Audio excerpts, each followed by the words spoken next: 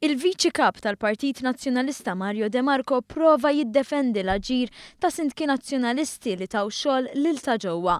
F'konferenza tal-aħbarijiet, Mario De Marco prova jatti xtur Hook Chris Said billi qal li hu qatt lura mid-deċiżjonijiet.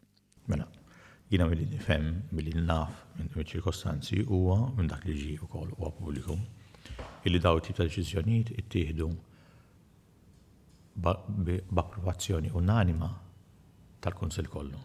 Ġifieri inkluż il-Kunsilliera Laburisti, jidher ukoll illi s-sindku assenta ruħu għal dawn id-deċiżjonijiet. Ġifieri issa jekk hux tajb jew le, m'iniex qed hawnhekk biex nidħol fil-mertu ta' dawn id-deċiżjonijiet. Iżda l-fatti juru mod ieħor għaliex minn barra sejħiet għall-offerti kien hemm ukoll numru ta' direct orders li l-membri tal-Kunsill saru jafu bihom meta telet il-lista tal-pagamenti. Erġajna ġbidna l-attenzjoni lil De Marco li kien hemm xogħol li ngħata b'direct order u għal darb'oħra De Marco reġa' iddefenda lil Hoot Chris Said.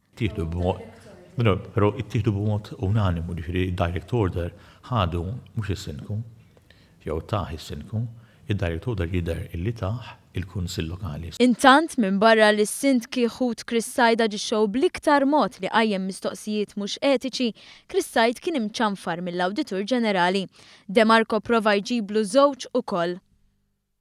Mhux kwistjoni dan ma l-issa nibdu mela konna nitkellmu fuq tal-Kunsill Lokali. Qabel fuq il-Kunsill Lokali m'għandux x'aqsam xejn Chris Said. Il-fatt li għandu Hutu li huwa membri u kunsilliera ma jfissirx li Chris Said huwa responsabbli għall-aġir ta' Hutu.